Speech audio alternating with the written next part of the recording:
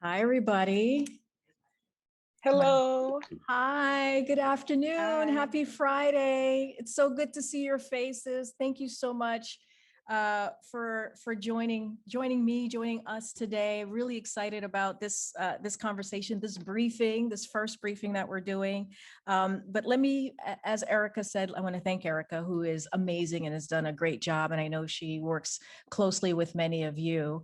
But just to kind of start us off, as she mentioned, I'm going to have a topper.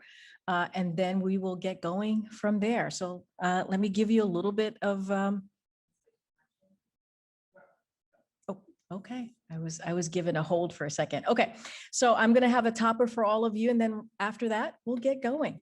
Okay, so first of all, happy National HBCU Week. So exciting. I want to welcome each of you to the White House virtually. And as Erica said, hopefully one day soon, once we get on the other side of COVID and this pandemic, we can have you all here in person. So historically, Black colleges and universities have always been engines of opportunity that play an important role in training for the future. This is why the president and the vice president have not only committed to building an administration that looks like America, but this administration has already committed more than $4 billion in support of HBCUs.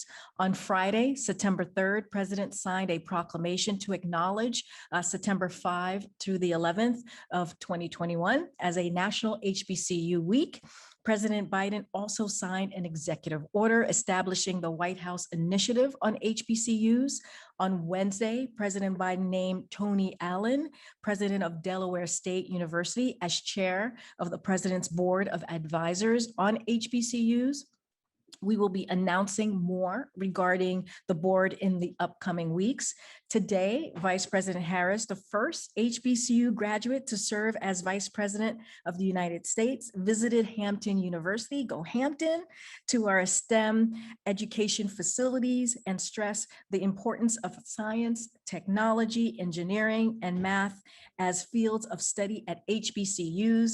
And as you may have seen on social media today, Vice President Harris, White House Senior Advisor Cedric Richmond joined their White House colleagues on the Navy steps to celebrate the historic number of HBCU graduates currently working right here at the White House on behalf of the American people. So that was exciting to see, and it's historical as well. I want to give a couple of shout outs here. Shout out to Bennett College, Bowie State University, Florida A&M University, Hampton University, which I already shouted out, Howard University, Morehouse College, North Carolina A&T. I see you guys reacting. Okay, A&T State University. Let me just start from the beginning. North Carolina A&T State University, so I get you all in there in one breath. Spelman College, Tougaloo College. I had to say that right because that's where my boy Trey, my really good friend Trey, is from, right here at the White House. Virginia State University, who are all well represented here, like I said, at the White House by staffers, including our very own Regional Communications Director, Rakia Dorsey, who you guys also know really well, and Public Engagement Senior Advisors, Michael Collins, Trey Baker, who I just mentioned, Vince Evans, and Carissa Smith. All of them are amazing, wonderful, brilliant folks that I get to work with every day. So as you can see, we are filled with HBCU pride here at the White House. On a personal note, my brother is a proud graduate of Delaware State University, Hornet. And so he is a very proud Hornet. And so I had to shout him out there. And we are all committed, as you can imagine, making sure that HBCUs have all the resources they need to continue producing our nation's leaders for generations to come. And with that, as we do in our briefings, I will kick it off to the floor, to the open floor to take questions. And the first question that I have here, or the first person with a question, is Morgan from Alcorn State University. Morgan, if you're there, please do ask your question. Hello, everybody. My name is Morgan Bridgman from Alcorn State University. I'm currently a senior mass communication student. And my question is more of a personal question. It's, what is one quality of yours that you think has helped you get into the position you are now in your career? Oh, that's such a great question. I think, you all are such an impressive group of folks. I was reading a little bit about some of you as you guys were RSVPing, and you guys know this probably more than I do at this point. When you're in college, you got to work so hard, right? Working hard and staying focused is so important. But I do want to tell just a little bit of a story. Before I came into the White House, I used to teach as an adjunct professor, and I taught young people just like you. And they would ask me all the time, how did you get to work in the White House? Because I worked in the Obama Biden administration first, and I got lucky, and I'm working again in another administration, as you guys know, the Biden Harris. And I would always say to them, follow your passion. Make sure you, whatever it is, follow your passion. And the reason I say that is I thought I was going to be a doctor because that's what my parents wanted me to do. There's nothing wrong with being a doctor. If you all going to want to, anyone out there wants to be a doctor, you should go and do that. But it wasn't for me. And so once I learned that it wasn't the thing that I wanted to do, I tried to follow my passion, and I did. And I ended up right where I am here today, talking to all of you. So that is something that I always tell young people is make sure you follow your passion. And I think, especially in our community, we are told, oh, well, you don't want to follow your passion. You don't know if you're going to be able to support yourself. You don't know if you're going to be able to really, it's not going to make you any money or whatever it is. And I would say, if you do follow your passion, everything else will come together. Everything else will come as it needs to. And so that is my advice to all of you. Thank you so much, Morgan, for your personal question. I was told by Erica to make this quick and brief so I can get to all your questions. So I'm going to go to the second person here, and Jaisha Smalls from Bennett College. Hopefully I said your first name right. Jaisha. Oh, man. So Jaisha, everybody screws up my name, so I apologize. Not that I should screw up yours, but I know how that feels. But give me your question. You got the second question. Yes. So I read an article about the Biden administration suing the state of Texas due to the new abortion law. Is this true? And what is this process looking like? And how does the administration feel about the abortion law? So let me first say that the Attorney General did make an announcement yesterday and about this particular law that you're talking about and what the Department of Justice is going to do moving forward. And I want to add, President Biden has been incredibly strong in the opposition of this new law that's been very clear. He has called it unconstitutional when it comes to the rights of women. Clearly, as you all know, he believes in women's rights, and he's going to do everything that he can within the power of the White House to make sure that we address this. On the day that this announcement, on the day that the Supreme Court upheld this law, he called on his Gender Policy Council, which is the first gender policy council that a president has ever put together to make sure to address this issue.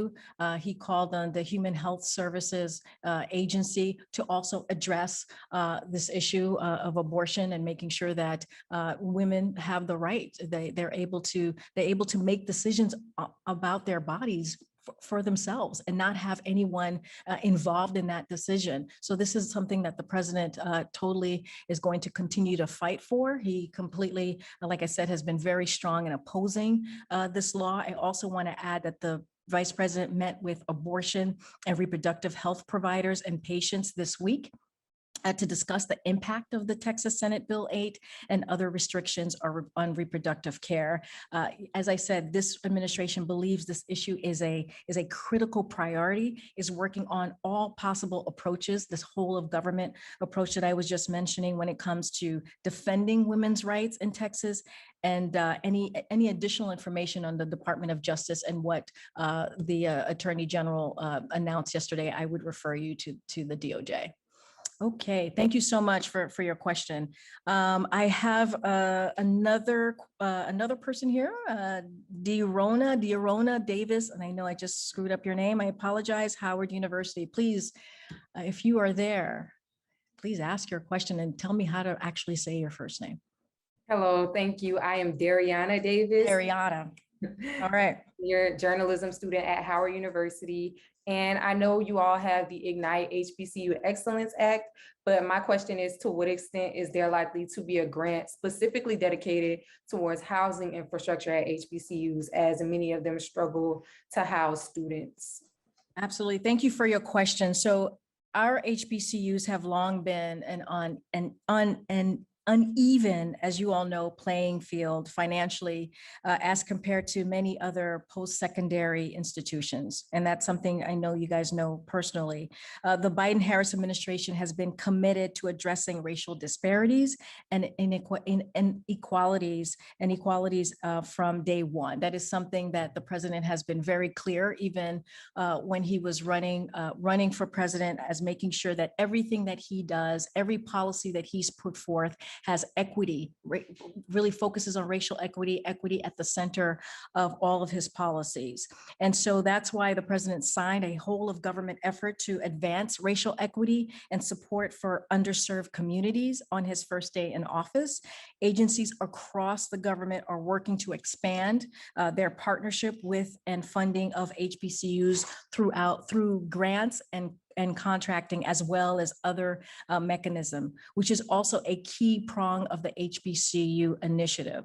But the administration has already made key investments in HBCUs. For example, the American Rescue Plan has invested $2.97 billion to HBCUs, which is a plan that was historical in the efforts of making sure that we reached out to everyone and didn't leave anyone behind, and again had that equity at the center of it all. The Build Back Better plan, which is something that the president is working towards, his agenda would provide free community college to students at public community colleges, including 11 HBCUs.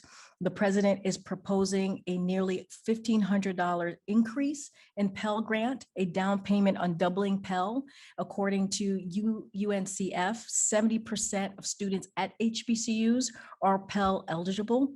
So the Build Back Better plan, the agenda that he's working on right now with congressional members, this plan proposes historic investments in the RD infrastructure of HBCUs, TCUs, MSIUs. Also, I would like to note that the president's Build Back Better plan agenda calls for increasing Title III and Title V funds, which is so incredibly important as it relates to HBCUs. And one last thing, just to note, the Department of Ed discharged over $1 billion of HBCU debt for institution moving major capital improvements. For example, dormitories, which I'm sure many of you understand that very personally. So those are the things that the administration is working towards and has already done. And like I said, making HBCUs a priority and making sure that equity and dealing with racial equity is at the center of all of his plans that he has moved forward thus far in this first 7 months and will continue to do.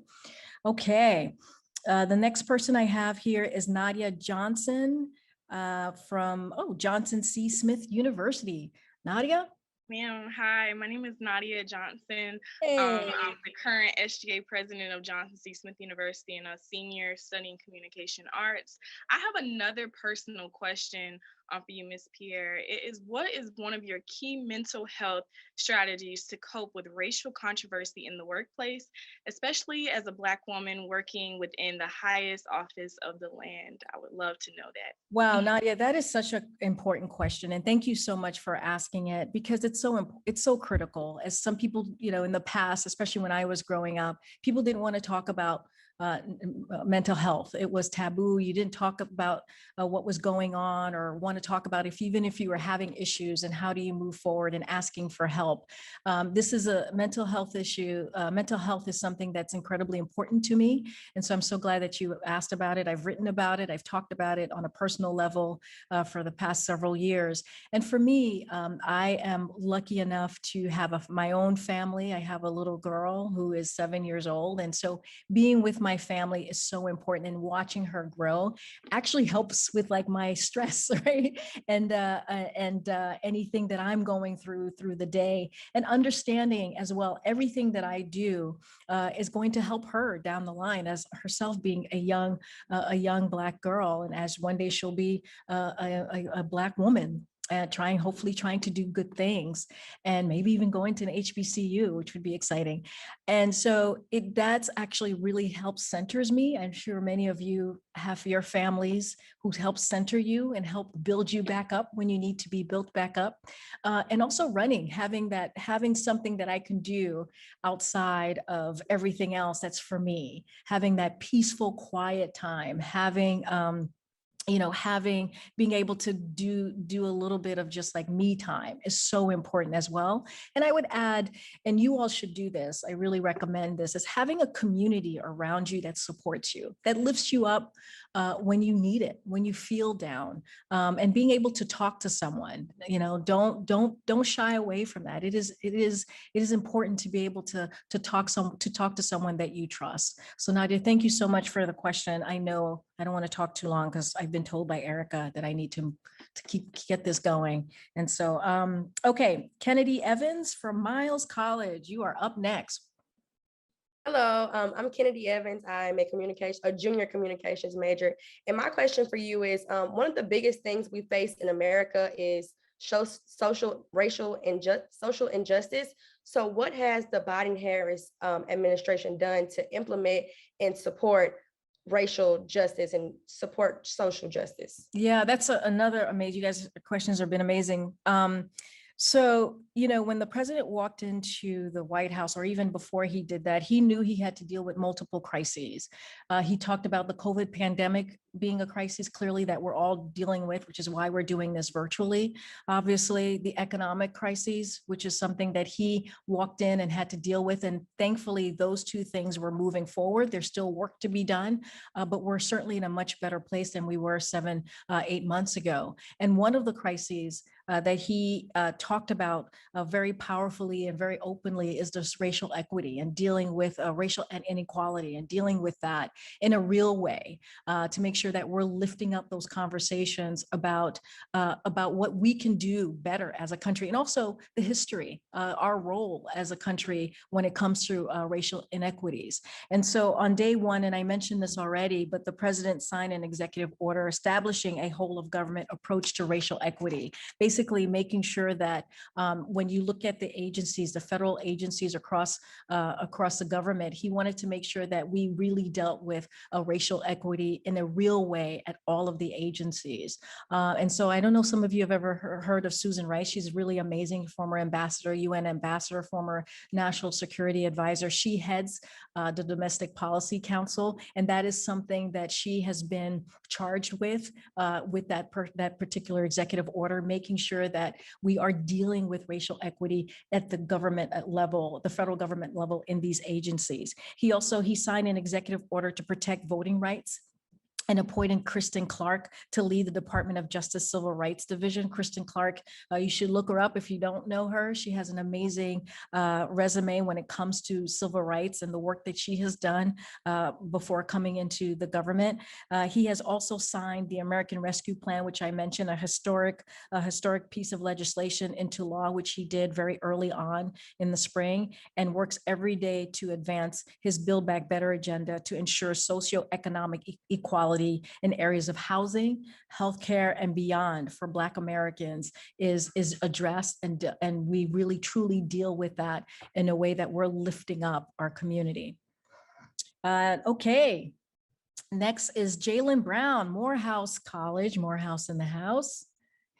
Yes, ma'am, we're right here. All right, I see you. You're in your dorm room? Yes, I am actually. Love it. But so my question is pretty simple.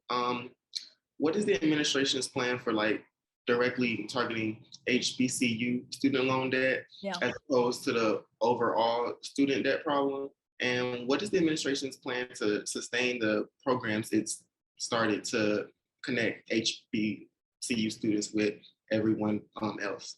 All right. Okay. Love this question because I think the administration has done, the Biden-Harris administration has done a lot to wipe away about $10 billion in student loan debt. That is what we've been able to do in this past several months. Some of the beneficiaries include permanently disabled people, students who have been defrauded by failed for-profit institutions, soldiers deployed to a war zone. The administration and the Department of Education are constantly looking for ways of easing the load of student debt as it relates directly to HBCU student loan debt. To your question, HBCUs have received close to $4 billion in funding from the Biden-Harris administration. Part of that funding has been used by institutions to cancel debt that students had on their accounts. In addition to the grants made directly to students, this guidance illustrates opportunities for institutions to use their own grants to reimburse themselves for lost revenue while supporting students during the pandemic. Also, there has been $1.6 billion in capital improvement loan forgiveness for HBCUs, which has helped to take care of the expense of new facilities on HBCU campuses and help the overall financial health of the institution. So this is, again, something that in the Biden-Harris administration is very important when it comes to student loan and making sure that we're helping students get through their college education. Okay, next. We have Jordan Brown, Morgan State University. Jordan, you're up. Hi, thank you so much. It's great to be here. My question for you is more so about the Biden administration and with the recent reopening of schools and universities, many for the first time since the COVID-19 pandemic began. A lot of states across the country have different safety protocols against COVID, and with students in schools K through 8 haven't had the opportunity to get vaccinated yet. What procedures is the Biden administration taking to ensure everybody's safety at this time? Jordan, thank you for that question because this one is personal to me. As I mentioned, I have a 7-year-old and she is not able to get vaccinated. As you all know, 11 and under, the vaccination is not yet available to them. It has not been approved by FDA. And as you know, we follow science here and lead with science. And so that is something that many parents I know across the country, some parents that I know personally, even here at the White House, are really concerned about that, about their kids going to school and the numbers that we're seeing with kids contacting or being infected with COVID. So we must do everything we can to protect kids. This is something that the president talked about yesterday when he laid out his next phase of combating COVID-19. We want to make sure that we get as many people vaccinated. We want to make sure that we keep people out of hospitals and make sure that we're protecting folks as much as possible and make sure we keep those schools open and make sure we keep our economy open. And so this is critical. Like my daughter and so many other kids were, and probably some of you hadn't been in school in person for a year and a half. And it is so important to have these schools open for your mental health. We were just talking about mental health, for your social kind of just interaction, and to really get an education that you can have access to your teacher and access to the things that are incredibly important. So the vaccine requirements in the president's plan will affect about 100 million Americans, and 2/3 of those Americans are all workers. The president is requiring vaccination where he can. The Head Start programs, Department of Defense schools, Bureau of Indian Education, and the president called on governors to require vaccination for all teachers and staff. So we know that schools can be safe if they follow the public health guidelines around mitigation strategies, masking, ventilation, all those things. The schools were given funding for through the American Rescue Plan because the president wanted to make sure when we open schools that they were opened safely. So all of these things that I just mentioned, ventilation, mitigation, PPE, that has there's been funding awarded to states to make sure that can be done in a way that is safe. But I hear you all. It is incredibly important to keep our young people safe and to make sure that we do everything that we can, which is why the president spoke about this very forcefully yesterday about how to combat COVID-19 and his approach. Okay, I'm being given the sign here. 5 more minutes, I think, right? We have left. So Jamil Whitlow from North Carolina A&T State University. Hi, senior multimedia journalism student, and my question for you is diverse issues in higher education reported that the Biden administration plans to propose $239 million in new funding for HBCUs, with $72 million allocated as discretionary funding. My question is twofolded. How will this money be allotted to over 100 HBCUs, and what impact does the administration want this funding to have on students? Thank you so much for your question. So similar to other education funding, colleges and universities will receive based on a formula that will consider the number of students enrolled with weighted consideration for students receiving Pell Grants. So that's number one.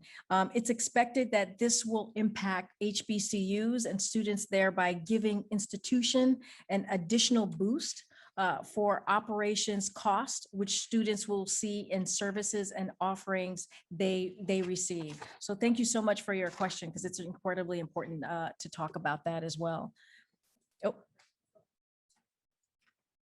Okay, is that what you want me to? Okay, great.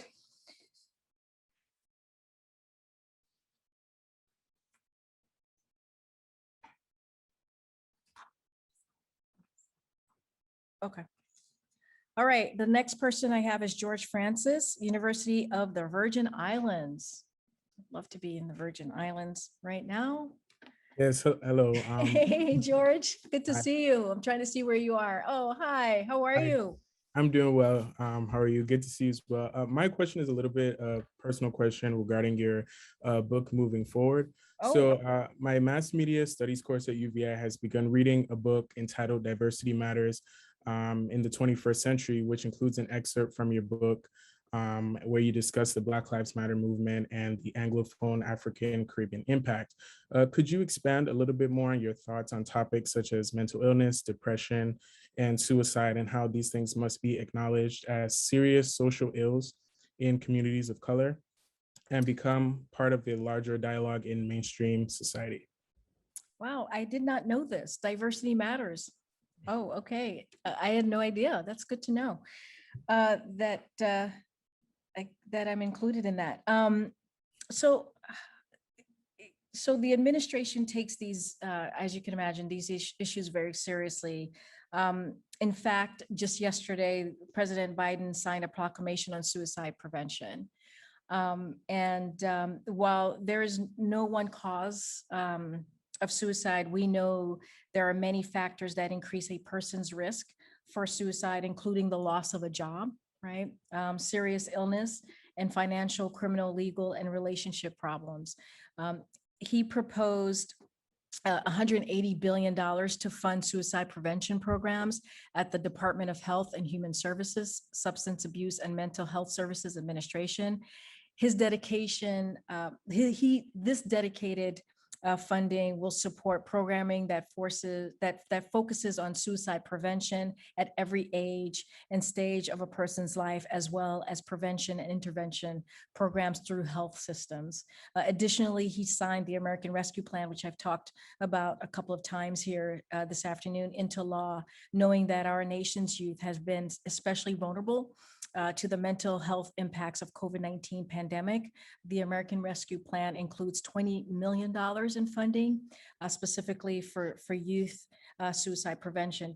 I'm going to take just a personal point of privilege, as we talked about, mental health issues are so, it's just important that we just take care of ourselves, right? It's important that we ask for help if we need it. And this past year has been so tough and so difficult for so many people who have not been able to go to school, who have not been able to go to work because of COVID-19 and the pandemic. I know I have dealt with issues like this, And thank goodness I now have people that I can talk to. I am able to, deal with it in a way that is helpful to me. And so I just wanted to, this question is, it's a good question. Thank you for asking it, George, but I didn't want to let that go without saying that we have to make sure we take care of ourselves and take care of each other. And it's so incredibly important. These are tough times. These are incredibly tough times for our community, for you all who are in school and just trying to get through it, right? Trying to either graduate, trying to get through your first year, trying to get through the middle, your sophomore, junior year. And so if there's anything that you all going through or someone is, make sure you just get some help. It's so incredibly important. Okay. I have here, I'm gonna Malik Watkins, Norfolk State University. I'm just so focused on your first name. I think I screwed that up as well. Malik, are you there? Yes, I'm here. You did good. It's Malik. Yay! Okay, all right. I was feeling self-conscious about you saying the name because it's spelled differently than what I normally see it. So I just want to make sure I said that right. Okay, what is your question, sir? Yes, thank you for having me. I'm a senior here at Norfolk State University, located in Norfolk, Virginia. My question is, we see that President Biden has committed to eliminate student debt past 10K plus interest. And we wanted to know, has President Biden considered eliminating that specifically for HBCUs? As you stated earlier in the call, over 70% of HBCU students are Pell Grant eligible, and HBCUs produce over 20% of African-American graduates. And these students would really benefit from having their debt forgiven. Thank you so much, Malik. So as you know, and we've pretty much reiterated this throughout this our conversation, the president knows the vital role that HBCUs play in the future of America. Having HBCUs functioning and being able for students to have what they need is so important in the future of our country. That's just a fact, and he understands that. HBCUs are proven means of advancement for people of all ethnic, racial, and economic backgrounds, especially Black Americans. As you all know, I don't really need to say that to all of you, but HBCUs produce nearly 20% of all Black college graduates, 20%, and 25% of Black graduates who earn degrees in disciplines of science, technology, engineering, and math. That is so important. That is the future, right? That is the future of America. Just last month, President Biden invited Dr. Wayne Frederick, president of Howard University, to a virtual meeting with CEOs and community leaders for a discussion on vaccine requirements for students and employees around the country. Also in August, the president invited Dr. Carmen Walters, president of Tougaloo College. Yay, Trey. Trey's in the room, so. Tougaloo College, to the White House for a meeting with education and private sector leaders to discuss how the nation can collectively together improve cybersecurity, which is something that is a forefront and important issue that we need to deal with. He considers it a top priority to continue this engagement to ensure we are working very closely with HBCUs and ensure a bright future for all HBCU students. So this is a priority, hence the HBCU week and having the events that we have done, this conversation that we have all done, having today, the vice president going to Hampton today as well. So this is something that is so important to the president and this administration, and we'll continue to focus on that. We are going to, I'm being given the signal by Erica. We're gonna take a selfie. Oh, okay. All right. I see everybody looks so good here. All right. Oh, are you guys ready? Okay. All right. You guys have been amazing and wonderful. Thank you so much for joining me today. We'll have more of these. Your questions were amazing and so important. I hope I did a good job answering them. And you all know Erica and Rakia, continue talking to them, and we will do everything that we can, to make sure that we continue to keep HBCUs a priority. As you know, this is something that the president and the vice president take very personally. So thank you so much.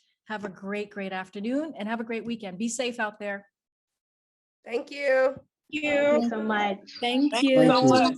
Thank Thank you. you.